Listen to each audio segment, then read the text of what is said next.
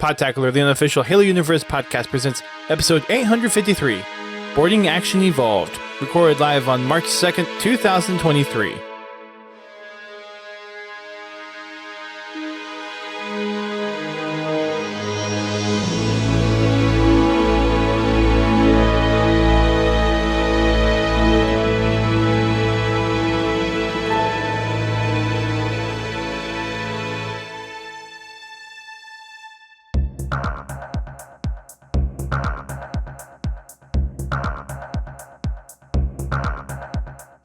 Hello, everyone. Welcome to Podtacular, the unofficial Halo Universe podcast. I am one of your co-hosts, Duststorm.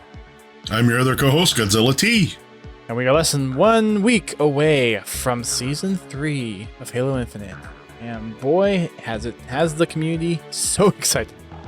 I think this has been probably the most hype I've seen in the community across all social media for a while. There was even a Reddit post that said that the video for all the maps got more views in 5 hours than the Season 2 trailer did. So I think people are excited. I'm hoping the player base kind of I don't know bumps up a that little I qualified as excited, but curious at least. That's a fair point. But we have Season 3 content that we'll talk about. We'll talk about the trailer and the maps, the little map video that was shown off. There's the Waypoint article that goes along with those maps. That we'll talk about a little bit. It'll be a little bit more of a shorter show this time around. And then next week, we'll probably actually, instead of doing the podcast, play a little bit. Unless there's actually a lot to talk about. I'm guessing with the maps out, there's probably not much else going on. So we might just play instead, but we'll see what happens. First of all, though, we have our little Podtacular community recap to go through. So let's do a little review on what happened for Fragging Friday. GT, how'd things go? Halo 5's broken. How do you mean? Even so, we had a lot of fun. I mean, I didn't have any problems. Well, we had some issues finding matches. Let's put it that way. At first, it was kind of a slow go. When we were in 4v4 Fiesta, it got better once we jumped into big team. Gotcha. We were matching up against a lot of the same people, but that's okay. We had a lot of fun. Blew some stuff up. We wrapped up the night with a little bit of custom games. And a classic Vehicle Fiesta. Yes, Vehicle Fiesta. And Speed. Yes, Speed. Love Speed. I miss it. It was good. But yeah, the games were fun. I guess I wasn't there for the 4v4 stuff that much, because as far as I remember, we got games decently quick, but maybe I was just there for the big team. Yeah, it was only the first 2 or 3 games. Handful of games. Where we were in 4v4. While we were waiting Bobby to fix his computer. Yeah, that's true. Well, he was fixing his computer and playing Infinite or something else with someone before he came over. Yeah. But yeah, it was a lot of fun. Yeah, vehicle and handling in Halo 5 is really good. I in some ways, the vehicle handling in Halo Infinite's kind of nice, but it just doesn't have that same fun feeling as it did in other Halo games. Well, to me, the vehicles just seem really floaty in Infinite. I mean, even more so than earlier titles. Well, it's floaty like it's Vista physics on steroids. It's floaty, but also like if you're on the ground, it's sticky. Yeah, that that's the problem. I always have a problem getting the damn thing to stay on the ground. It just seems like you roll over a pebble and it's up on 2 wheels or going end over end. Well, like if it's on the ground and you're steering, it's like really sticky. But like you said, if you like just hit something, it bounces. So the physics for the vehicles is really weird in Infinite. Mm-hmm. And I have yet to figure out why in every single Halo they have to change the way the tank drives. Yeah. I mean, what happened to one stick drives the tank, one stick moves the turret? Why do they have to be in conjunction? You move one stick and the other stick to make it go one way, and then it wants to go backwards. Yeah, the whatever angles they have as far as moving the tank with relation to your view, it like whatever math they're using to calculate that, it seems off for sure. Yeah, 6 pedals, 4 directions. You're right. Exactly. No, I'm serious. They use the turret to help steer the tank. So as you're targeting, it actually turns the tank. Yeah. If I wanted to turn the tank, I'd move the other stick. Right. Yeah. Yeah, I liked it a lot better when was it the left stick drove the tank, forward, back, left, right. Mm-hmm. And then the right one controlled the turret. Like what's supposed to do. That's the way it's supposed to work. That's the way it's supposed to work. Yes. No, I'm with you on that. I completely agree. Anyways. But yeah, we had a lot of fun. Don't know what we'll do tomorrow.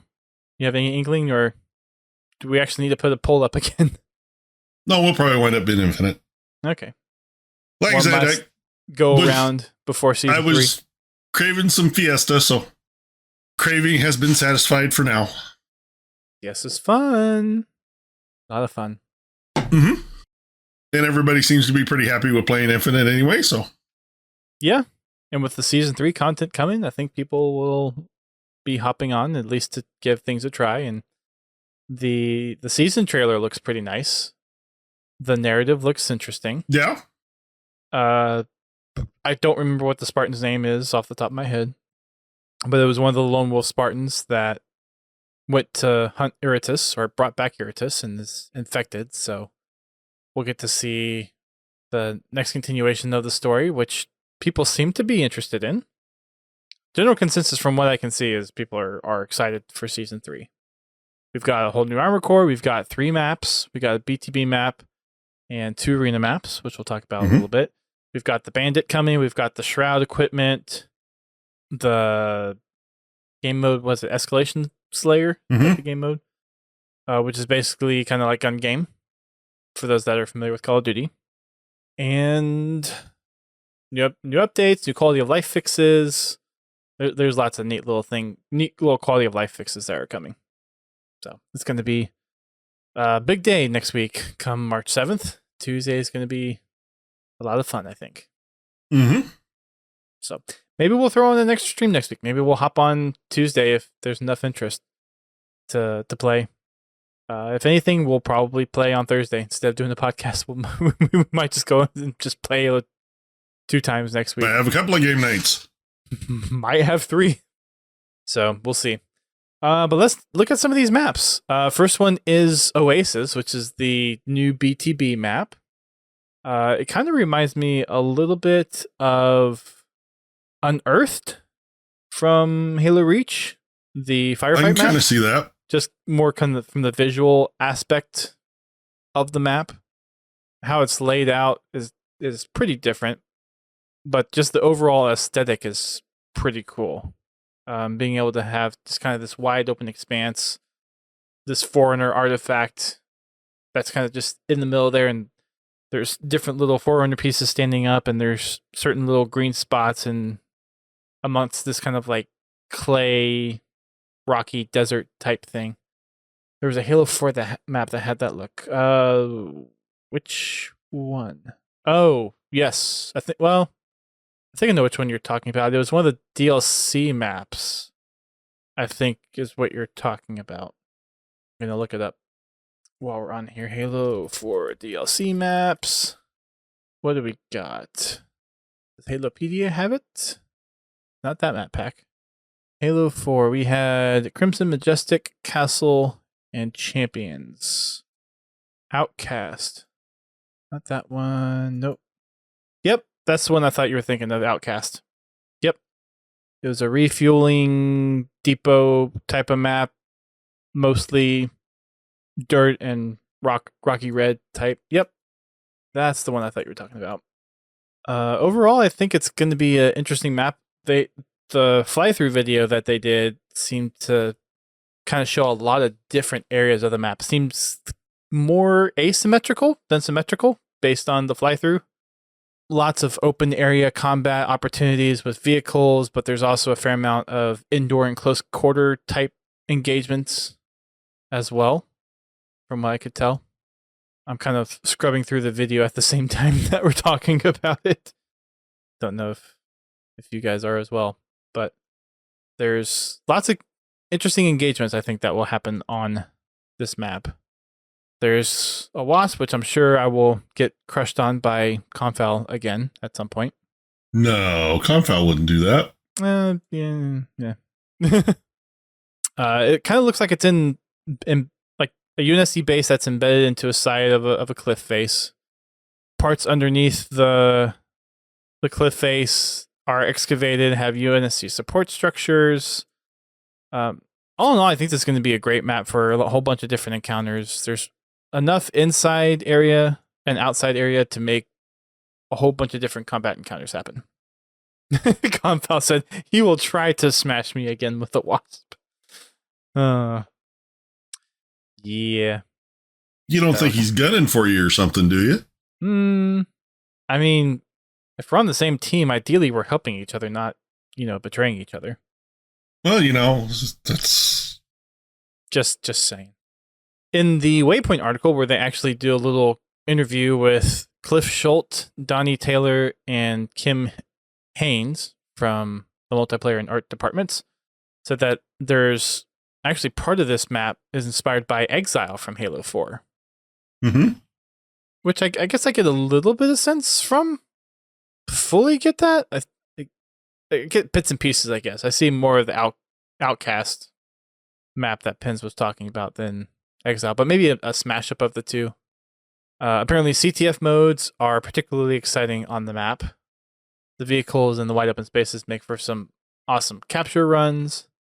Vehicular gameplay is a pretty high calling for this map. It is an Oni facility. Oh, wait, that's the next map, Cliffhanger. Never mind. Yeah, so overall, I think this is going to be a fun map to play on. Lots of pretty views, so check out the skybox when you get a chance. Kind of looking forward to seeing them. Yeah. It's nice. It'll be nice to have some new maps. It'll be, I think CTF will be nice. Stockpile, I'm interested to see how that plays out. What's the zone control one? Why am I blanking on it? Huh? The zone control mode. Oh, total control. Yeah. I could see that being a lot of fun on this map. Depending on where the zones are, that could be a lot of fun. The next map is Cliffhanger.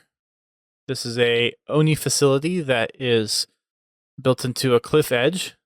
Has a theme here. Things are kind of built into cliffs or rocks at this point for two of these maps so far. This one is kind of interesting. There's a lot of chances to fall off, it looks like, from the fly-through. So be careful where you're jumping. I get a few different vibes from this. I get a little bit of Haven and the Drift from Halo 4 a little bit. There's another map I'm trying to think of that has this similar kind of platform on the cliff face, but I'm drawing a blank on what it is.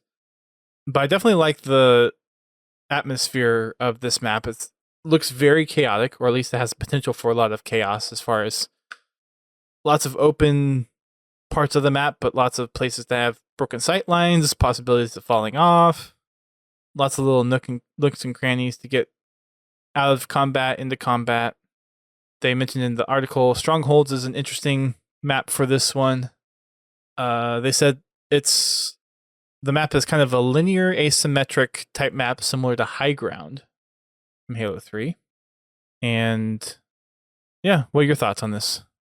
I mean, I'll tell you right now, all the maps look really good to me. I really don't have an opinion on them until I play them. Fair enough. Because I've never been good at analyzing a map to see if it's going to be a fun map until I actually get to play it. I mean, they all look cool. They look like they're going to be a lot of fun, but I like the snowy waterfall effect that they have on one part of the map. The way they kind of interface some of the natural elements in with the UNSC buildings is really well done, and I think this map is going to cater to pretty much all the 4v4 game types pretty well, except maybe Two Flag. They did talk about in the Waypoint article how differences between things like One Flag and Stronghold and Oddball. Like all the different modes have a different way they play on this map, which, I mean, if that's really the case and people think that, then that makes this map a very good map because you get a unique experience every different game mode that you're playing. And I think that's actually a good indication that the map is actually really well put together, is that you have it's fun in all different game modes and it feels different in different game modes. And then the last one we have, which I've been kind of thinking if a multiplayer map like this would actually come out, and I'm curious to see how it plays, but it is Chasm. And if you can infer by the name, if you remember kind of going through the depths of Zeta Halo when you're going through the campaign and you have these big, long, open chasms and you're going between the two different sides, well, they finally made a multiplayer map out of it. I foresee myself falling off the map multiple times in one game. I think that's going to happen a lot. I would be curious to see. I doubt this would happen, but in case it did, I'd be curious to see how this plays competitively. Because it's got to be somewhat of a symmetrical map. They have, I mean, as far as I can tell from screenshots and the fly-throughs, it is symmetrical. Yeah. Think of it as a mini boarding action in a way. There's pretty close to it, yeah. There's a central floating platform that has a power-up on it. There's other floating platforms that kind of act as stairs so you can get up to that platform. I think the trailers showed someone using the grapple shot to kind of bounce between different places in the map. Even though it feels like a big space, I think it's going to play pretty tight. You want a BTB map pins that we can use scorpions on to room and maneuver. I mean, Oasis looks like pretty good. Better than Fragmentation. Well, yeah. Actually, better than, from what I can see in the video, it's a lot better than any of the BTB maps we've got so far when it comes to vehicle movement. Yep. I agree. I mean, what are your thoughts on this? As far as taking environments from the campaign and making multiplayer experiences out of them. Halo Reach almost did that for pretty much every multiplayer map. Well, yeah, it was pretty exclusive for Halo Reach. Yeah. Honestly, I don't have a problem with it. As long as the space is balanced for PvP play. Yeah.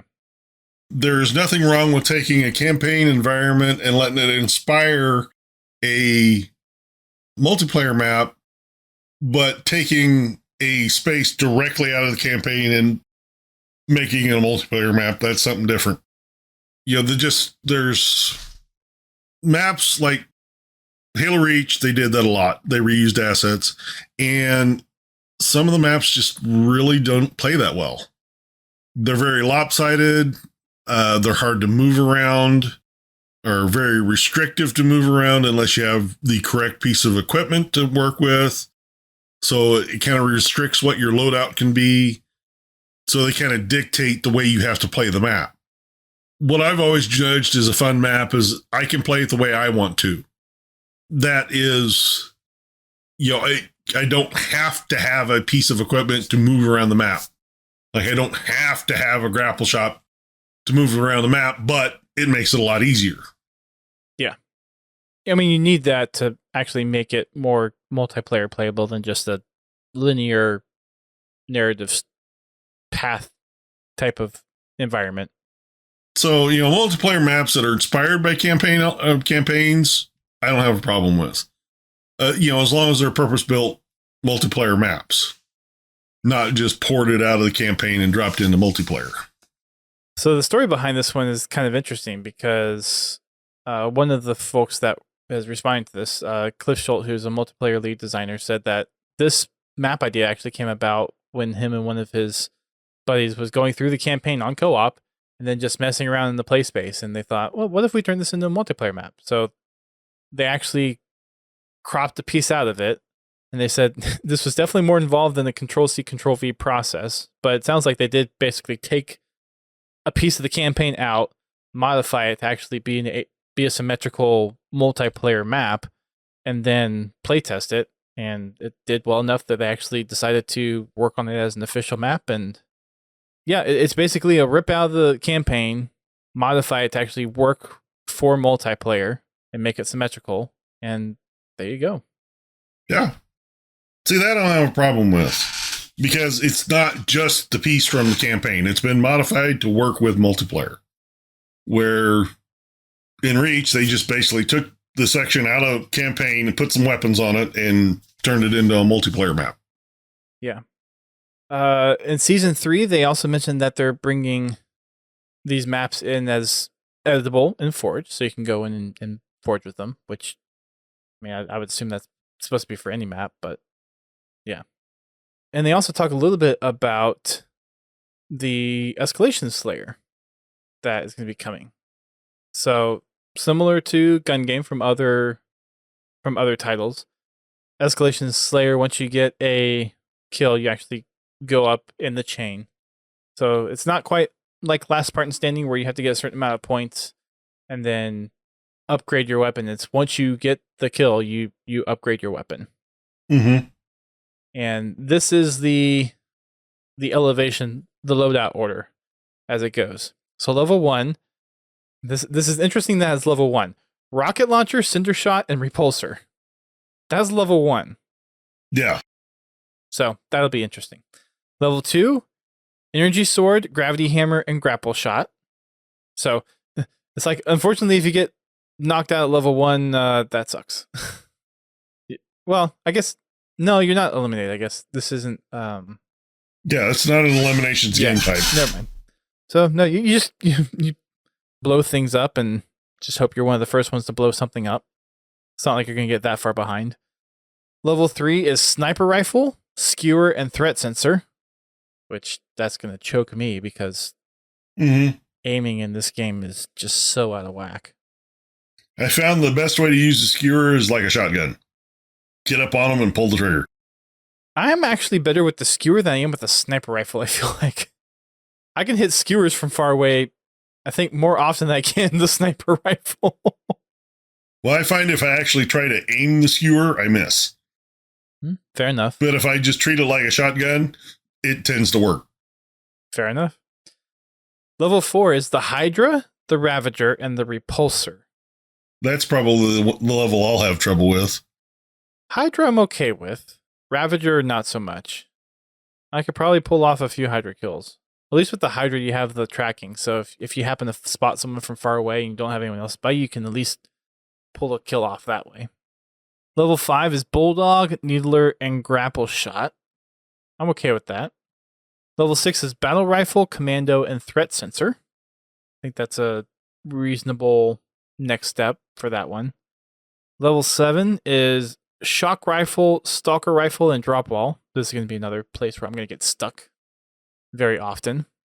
It'd be cool if you could actually pull this into customs and then you could create your own escalation levels. Yeah, maybe in the future. Hopefully. Level 8 is Heat Wave, Sentinel Beam, and Thruster. Interesting. It seems like there's kind of a rotation where it's explosive, melee, long range. Explosive, melee, well, medium range, long range. Yeah. Short range. Yeah, because next one is... So level 8 was Heat Wave, Sentinel Beam, and Thruster. So that's kind of short to medium range. Level 9 is Bandit, Assault Rifle, Drop Wall. Again, medium range. I guess medium to long range with the Bandit. Level 10 is Mangler, Sidekick, and Threat Sensor. So short range. And then even shorter range, level 11, the final level, is Oddball and Shroud Screen. So, well, I really don't have to worry about it because I'll never make it to level 10, so... So we have a few folks that usually after game nights on Friday, they would go and play this game mode called Randoms with a Z at the end. And it was always honor rule that the very last kill had to be a backsmack. I usually never stayed long enough to get to that point, but for Keys, Bobby, Confowl, Speg, and the folks who would stay after Halo 5 game nights, they would go and play this, and sometimes their matches would last for 2 hours, and they would have to get to, it's like up to 200 points sometimes. And the very last kill would have to be a backsmack. And sometimes it would take someone 15 minutes to get that backsmack. There will be team escalation and FFA escalation. Team escalation progresses on all players at the same time. So if one person gets a kill, everyone else gets their weapons upgraded as well.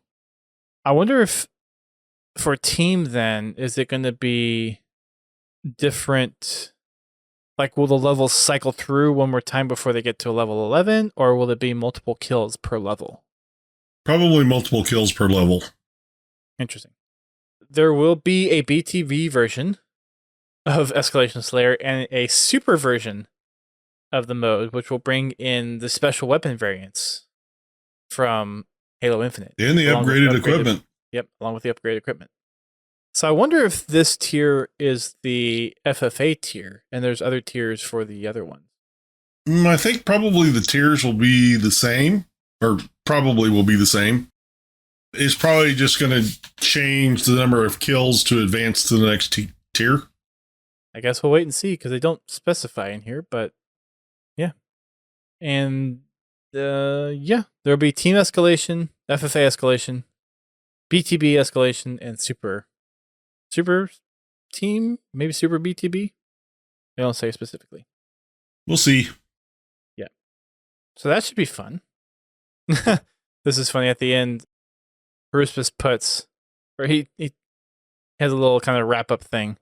And he says, "We can't wait for y'all to embark on the Maptacular odyssey that awaits, from the vehicular mosh pit of Oasis to the dangerous heights of Cliffhanger in the cavernous depths of Chasm. I don't know about you, but I was certainly sold on the second I heard boarding action with grapple shots."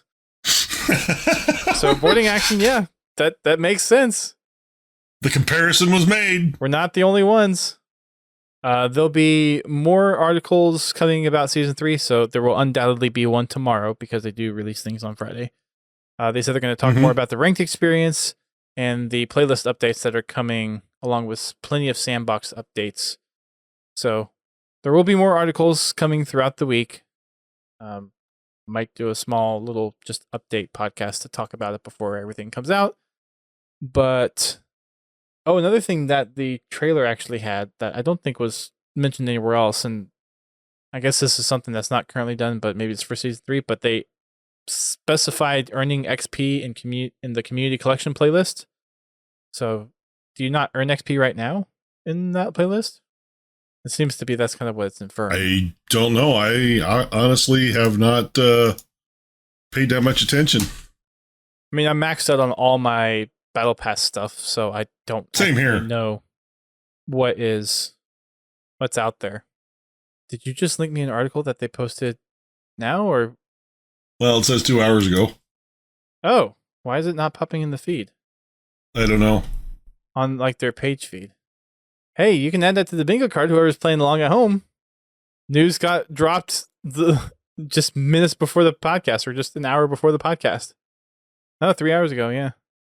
Well, let's talk about this then. We got some more stuff to talk about. Playlist and ranked matchmaking in Season 3. We're going to be going kind of on this live a little bit. You want to drop the link in the Twitch chat? Sure can. Unless Pins has it. I don't know if Pins is... For those of you that would like to follow along. So playlist for Season 3. Of course, with the new maps, we're going to be incorporating that into the existing playlists. Chasm and Cliffhanger will be going into 4v4 Arena, and Oasis, obviously, big team.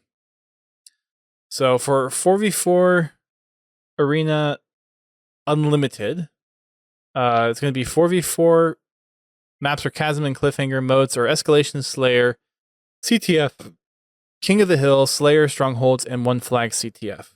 Oh, One Flag on both. Okay, interesting. Oh, well, CTF and One Flag on both. Got it. So are these replacing? Oh, here we go. As with Imperium, we're offering a special playlist for the first week that only features Chasm and Cliffhanger, called New Arena Unlimited. After a week, the new BTB Unlimited will rotate into that slot and exclusively feature Oasis for the next week. Nice. Okay. So week 1 will be the Arena Unlimited, which will be the 2 new maps, and then the next one will be BTB Unlimited. That is Oasis, and there'll be BTB Escalation Slayer, CTF Slayer, Fiesta Total Control. Ooh, that's new. That'd be interesting. and regular Total Control. Okay. The existing playlists are going to have the new maps included in them. The maps will be weighted a little bit more heavily at the start of the season. So the playlists that will include the new maps are Quick Play, Bot Bootcamp, Fiesta, Team Slayer, Tactical Slayer, and Big Team Battle. And there's a nice big Season 3 playlist calendar up on the article. Thank you, Uni, for including that. I'm sure a lot of folks will be interested in that. There is the Mindfall event, which kicks off Season 3, and then there's the first Fracture event, which is called Fracture Firewall, which will be taking place on March 21st for a week there. So we have currently on the ranked side of things, Ranked Survivor, that'll get rotated out for Ranked Doubles for the first 2 weeks in Season 3, and then there will be Ranked Survivors for the following 2 weeks in that ranked slot. On the social rotational, once the new arena unlimited rotates out, that will become Social Slayer for 1 week, and then that will be Big Team Social for the following 2 weeks. Once the new BTB unlimited rolls out after the second week, that will rotate into Lone Wolves for 1 week for the Fracture event, and then Team Snipers after that. The rotating playlist is nice because it keeps things nice and fresh. This is something that has made a lot of folks happy as well. As of Tuesday this week, they have updated matchmaking to actually match now on CSR instead of the hidden MMR behind the scenes. They use the MMR to balance the teams, but they use the CSR to actually match players. A lot of folks have been very happy about this change because it means that the thing that you can actually see, not the invisible number behind it, is, and there's the actual tweet for this article that came out 3 hours ago. But it means that the physical rank that you have actually has some kind of tangible meaning when it comes to actually matching against other players. If you want to learn more about how that works, there's the Waypoint article that you can go and check out. Yeah. Placement matches are being reduced from 10 to 5. And that's pretty much it for the update. Right. So Bobby clarified in the chat, the change for CSR matching is only in the ranked playlist, which is only 1 or 2 playlists at this point, but that is what's going on. So interesting stuff coming down the pipe for Season 3. And pins, I'm not sure. I'm not sure why it's fewer matches. I'm guessing it's just maybe they have enough data after 5 where they think it's accurate enough, so they don't need 10. They can get a pretty good guess off of 5 and know where that is going to line up. We'll see. I'll try to jump into one of the ranked playlists and see where it places me. Between seasons, your MMR isn't changing, so that's going to also influence, I think, where you end up. So your gameplay is not expected. It'll probably still dictate at least the first couple of games. Probably. So we'll see. I mean, I don't have a problem with it because honestly, I'm not that much of a ranked junkie, and it kind of makes sense to me if you already have a background number that kind of helps influence what that visual is.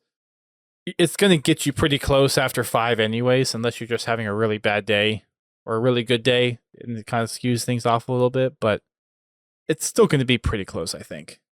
Well, the MMR is more of a long-term calculation.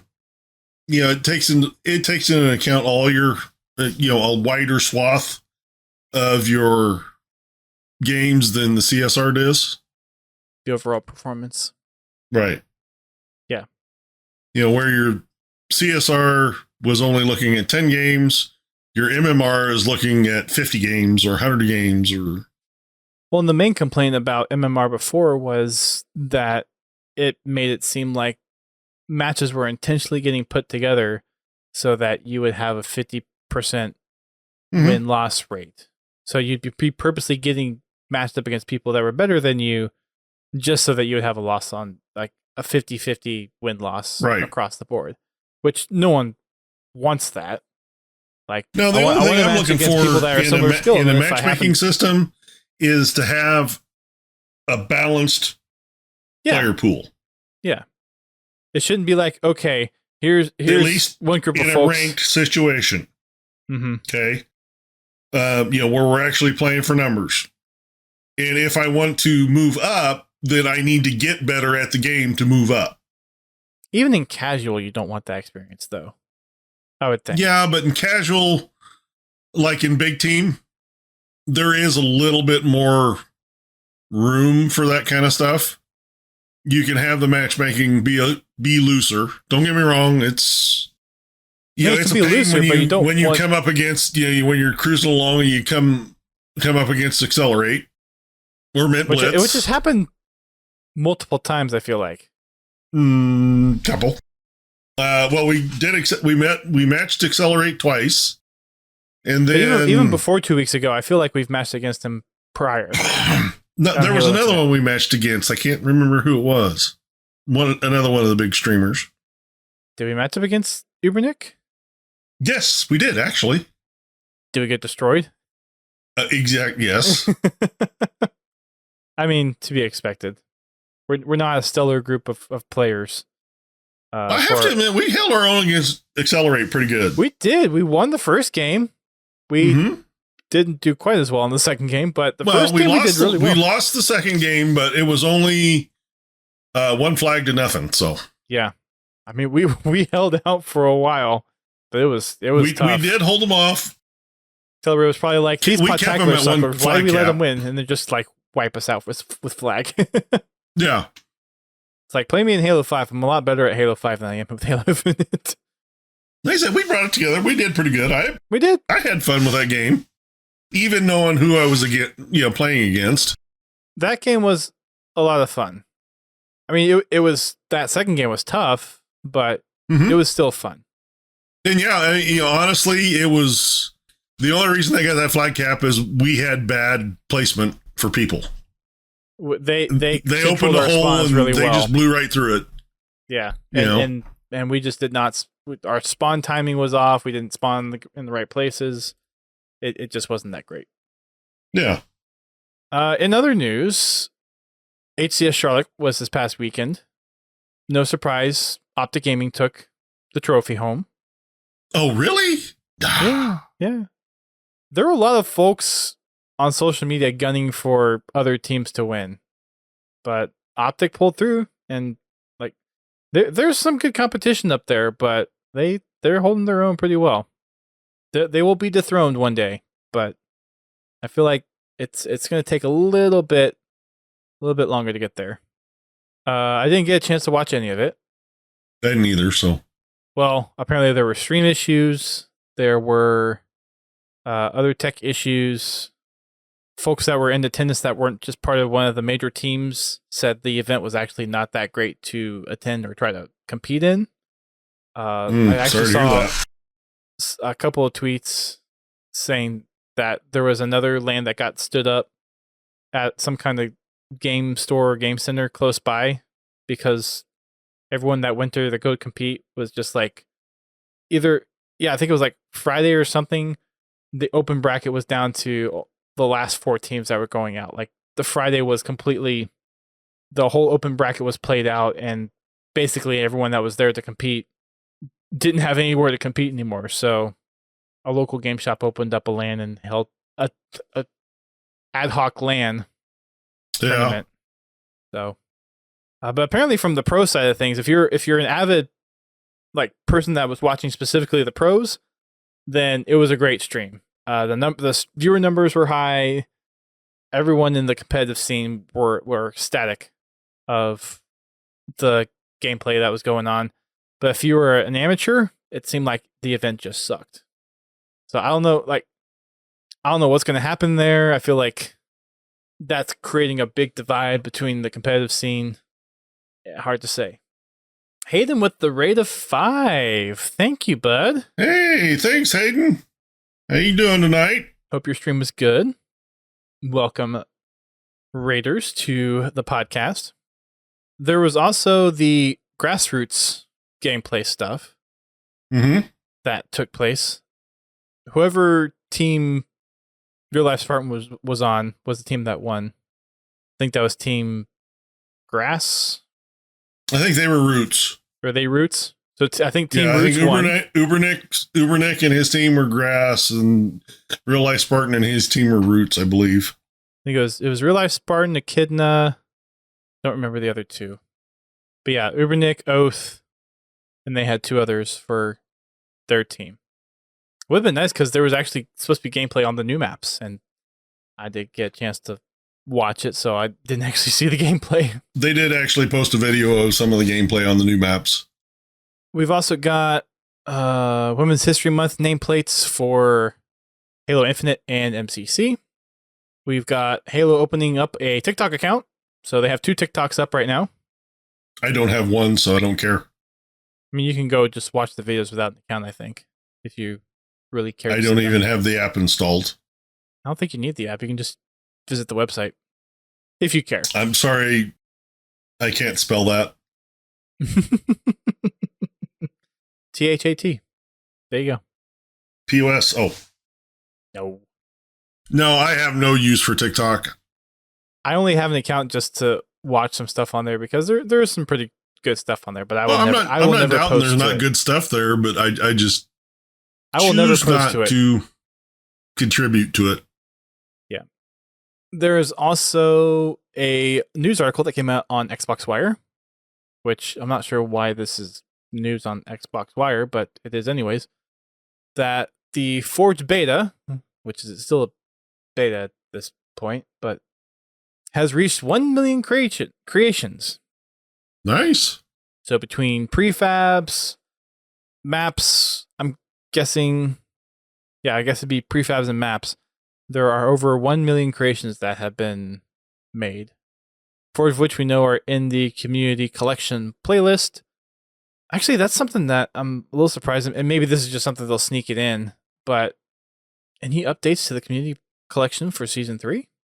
Maybe. Or maybe because it came out during the middle of the winter update, maybe it'll be a little bit before they update the playlist? I find myself actually going, if I don't have specific challenges for that are better in other playlists, I actually go to the community collection playlist to play my dailies for Infinite. Yeah. Just because it's new, it's fresh, the maps, except for Absolution, the other 3 maps are a lot of fun to play on. So you get Absolution a lot.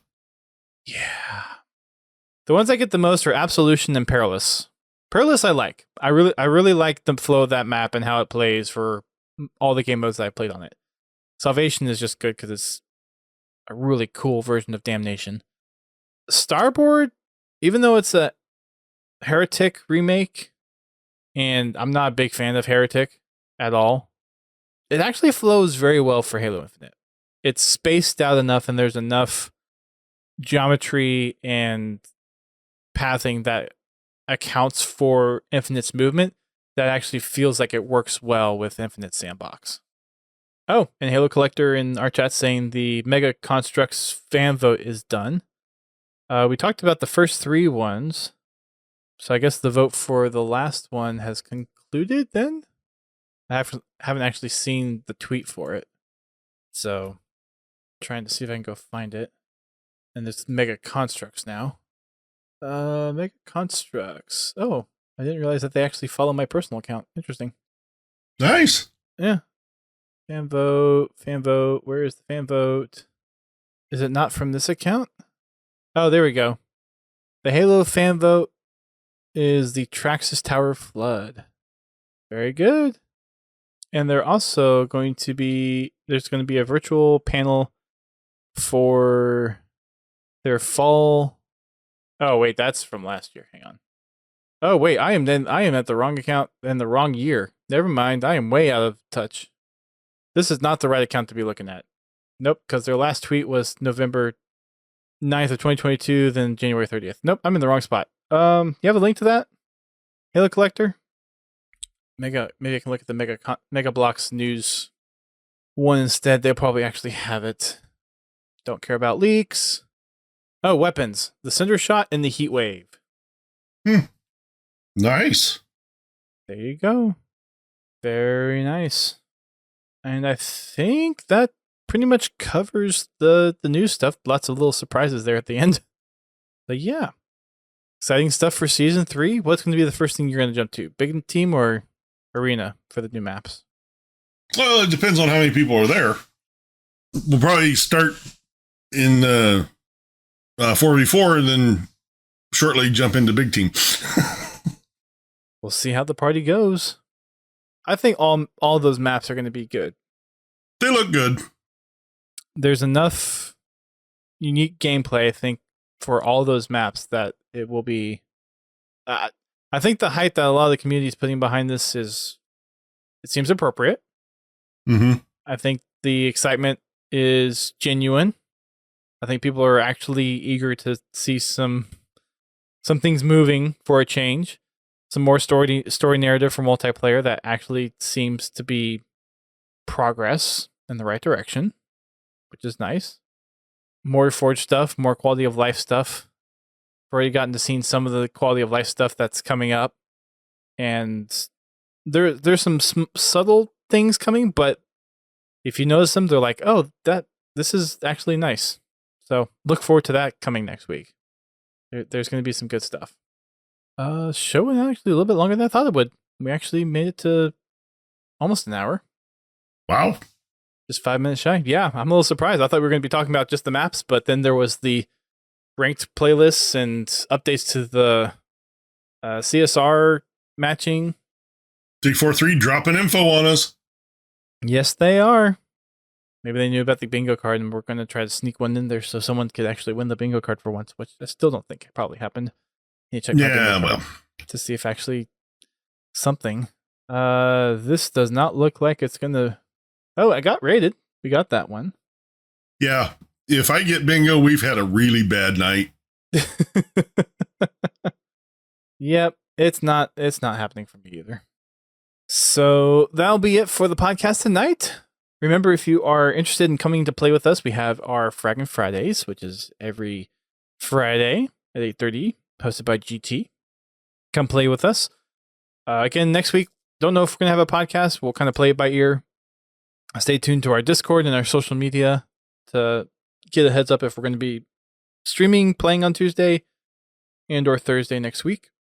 And we'll see you guys then. So thanks everyone in the Twitch stream. Thanks everyone for downloading the show. And keep on racking them trucks. Thank you for listening to Podtacular, the unofficial Halo Universe podcast. You can find our podcast on your favorite podcasting service and listen to us live every Thursday night at 8:30 p.m. Eastern Time on Twitch.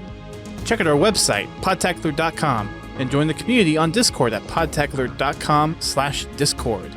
If you want to play Halo with us, come join us for Fraggin' Fridays at 8:30 p.m. Eastern Time. You can find us on Twitter, Facebook, Instagram, and YouTube. Become a supporter of the show by sharing the show with your friends and family, or help keep the lights on by subscribing to us on Twitch, donating via PayPal, or becoming a patron alongside Confal, Pins Halo, and Prestige Ace. Until next time, keep on fragging trucks.